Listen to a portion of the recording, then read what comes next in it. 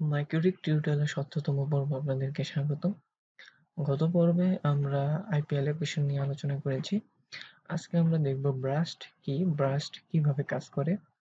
ব্রাস্ট আপনারা দেখবেন কোথায় পাবেন। ব্রাস্ট হচ্ছে আপনি যখন কিউসিতে যাবেন, যখন আপনি একটা ব্লকে ক্লিক করেন, এখানে দেখুন ব্রাস্ট নামে আছে একটা অপশন রয়েছে ব্রাস্ট। ব্রাস্টটা নিয়ে আজকে আমরা আলোচনা করবো। আসলে ব্রাস্টটা কি? তো ব্রাস্ট কি সেটা আগে জানার জন্য আপনাকে কিছু জানিয়ে দিই যে ব্রাস্ট হচ্ছে যে আপনার কোনো একটা ইউজারের উপর একটা নির্দিষ্ট পরিমাণ ব্যান্ডউইথ আপনি কি করবেন, এপ্লাই করবেন, যে তাকে বেশি দিবেন নাকি কম দিবেন, মানে তাকে একটা এক্সট্রা একটা ব্যান্ডউইথ আপনি তাদেরকে তার মধ্যে খুশি হয়ে বা দিতে চাচ্ছেন, বা সে ডাউনলোড স্পিড এত পাবে, আপলোড স্পিড এত পাবে, যে কোনো একটা নির্দিষ্ট একটা সময় বা একটা রুলসের ভিতর থেকে। তো বার্স্ট হলো আমার ইউজার উপর নির্দিষ্ট পরিমাণ কিছু সময় অথবা তাদের এভারেজ ব্যান্ডউইথ ইউজ করার উপর ভিত্তি করে একটি ভালো মানের ব্যান্ডউইথ লিমিট অ্যাপ্লাই করা, যেটাকে আমরা বার্স্ট লিমিট বলি বা বার্স্ট বলি। যদি আমরা আরো ভালো বুঝতে চাই, তাহলে মনে করেন আমার একটা ব্যাড ইউজার আছে, একটা গুড ইউজার আছে।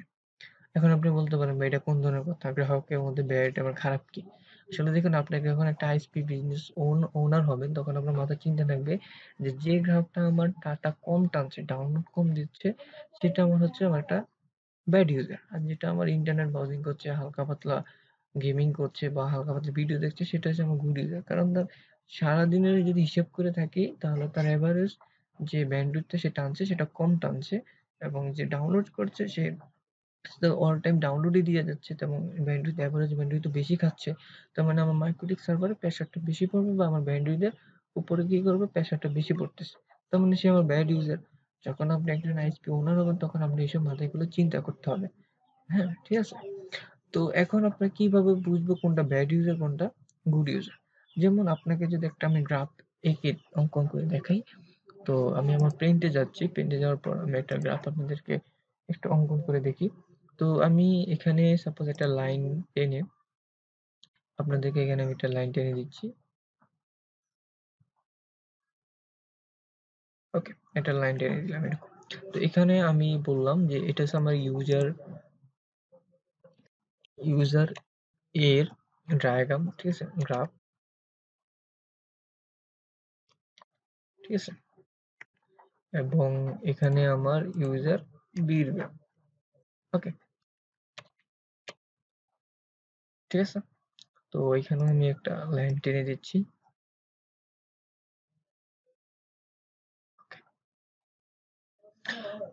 তাহলে এখানে ইউজার এ গ্রাফ এবং ইউজার বি গ্রাফ। তো সেম প্রসেসে আমি একটা গ্রাফের জন্য কি করতে হয়, আমরা জানি যে আমরা লাইন টানতে হয়, তাই না? তো আবার দিচ্ছি।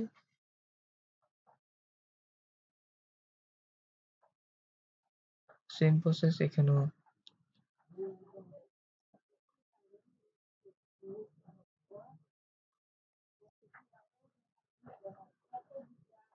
ওকে, তো এখানে গ্রাফটা আমরা আঁকলাম। এখন কি হবে, আমরা এখানে কিছু যেমন এখানে আমরা যেটা বলবো, এটা হচ্ছে আমার কি টান, এটা হচ্ছে আমার একটা ব্যান্ডউইথের জন্য।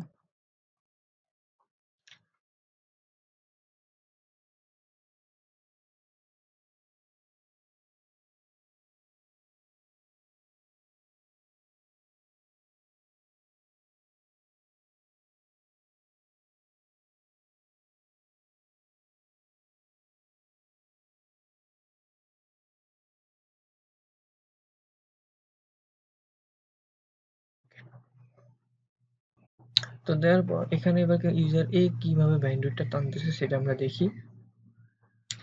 মনে করেন আমি একটা পেন্সিল নিলাম, আর কি ড্র করবো, এভাবে ড্র করবো, ঠিক আছে? তো তো ইউজার কি করলো, ইউজার এ তার এটা হচ্ছে একটা 60 সেকেন্ড আমরা ধরে নিলাম, ঠিক আছে? 60 সেকেন্ডে আমরা ধরলাম, প্রতি 1 মিনিটে 60 সেকেন্ডে ধরলাম 60 সেকেন্ড।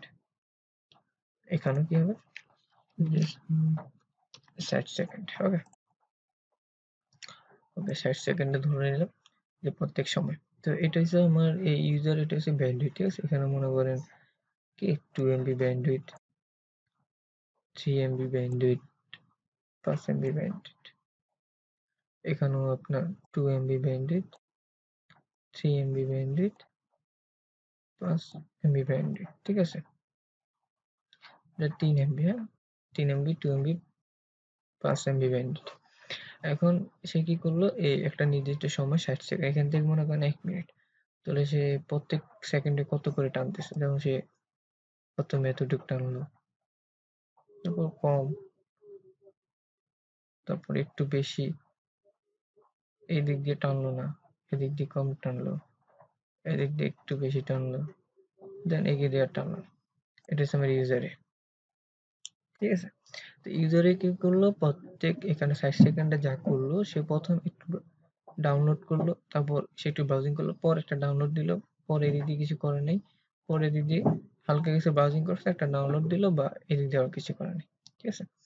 এখন ইউজার বি গুলো সে প্রত্যেক নিয়ত ডাউনলোড দিয়ে যাচ্ছে এতটুকু পর্যন্ত সময়, এখানে কিছু করে নাই, এখানে আবার সে খুব ভালো মানের ব্রাউজিং করছে, এখানে করে নাই, এতটুকু কম করলো, দেন আবার লাস্ট পর্যায়ে সে আবার করলো। তার মানে কি?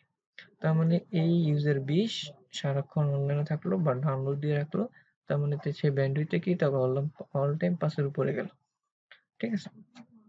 এখন এই জন্য আমি কাকে ব্যাড ইউজার বলবো, কাকে গুড ইউজার বলবো? অবশ্যই আমি তাকে গুড ইউজার বলবো,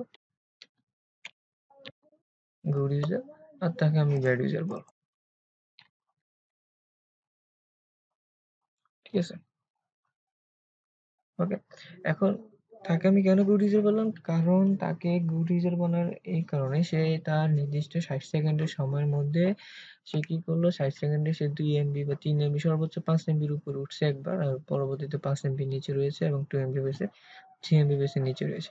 তার মানে সে আমার ব্যান্ডউইথটা খুব কম টানছে। এভারেজে যদি তার হিসাবটা করি, এভারেজ হিসাবটা কি করা হয়, এভারেজ হিসাব করা হয় যে 60 সেকেন্ডে, অর্থাৎ প্রত্যেক সেকেন্ডে যে ব্যান্ডউইথ সে টানছে, অর্থাৎ যেটা পিক ভ্যালু রয়েছে, এই পিক ভ্যালুটাকে যদি 60 সেকেন্ড দিয়ে ভাগ দেই, তাহলে তার একটা এভারেজ একটা এমবিপিএস আসে, সে কত টেনেছে। সাপোজ আমি তার মনে রাখলাম যে তার এভারেজ এমবিপিএস হলো 4 এমবিপিএস, ওকে? সাপোজ 4 এমবিপিএস, 4 এমবিপিএস, এবং তার এভারেজ এমবিপিএস হচ্ছে যে 8 এমবিপিএস, ঠিক আছে? Average average 4 Mbps, 8 Mbps. এখন তাকে 4 এমবিপিএস সে এভারেজে টানছে, এবং এই ইউজার বি 8 এমবিপিএস এভারেজে টানছে। এখন কাকে আমি ব্রাশ লিমিট দিব?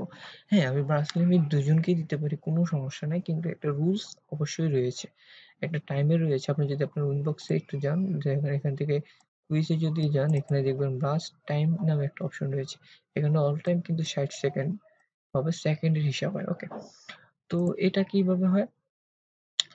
এটা তখনই 60 সেকেন্ডে সে কতটুকু ব্যান্ডউইথ, 60 সেকেন্ডে সে কতটুকু ব্যান্ডউইথ সে পিক করছে, সেই ব্যান্ডউইথের 60 সেকেন্ডে সে কতটুকু ব্যান্ডউইথ হিসাব করেছে, তার ওই ব্যান্ডউইথকে 60 সেকেন্ড দিয়ে ভাগ করলে যে এভারেজ যে এমবিপিএসটা আসবে, সেটা হবে তার এভারেজ এমবিপিএস। সাপোজ আমি ধরে রাখলাম সে 4 এমবিপিএস ইউজ করছে এবং 8 এমবিপিএস ইউজ করছে।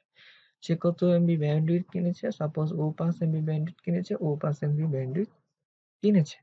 ঠিক আছে? তো 5 এমবির মধ্যে সে 4 এমবিপিএস ইউজ করছে, ও 5 এমবিপিএস এর মধ্যে 8 এমবিপিএস এর মতো ডাউনলোডের জন্য তার আপ হয়ে গেছে। ঠিক আছে? এই জিনিসটাকে বলা হয় আসলে ব্রাস্ট। এখন ব্রাস্ট আমরা কিভাবে এপ্লাই করব, সেটা আমরা সামনের পর্বে দেখব। আপাতত আমরা আজকে গ্রাফটা অন্তত দেখলাম। সামনে আমরা কি করব? ব্রাশটা দেখব। ঠিক আছে? ব্রাস্ট কিভাবে উইনবক্সে এপ্লাই করবেন, ম্যাকডিকে এপ্লাই করবেন, সেটা দেখব। তো আজকে এই পর্যন্তই। ধন্যবাদ সবাইকে।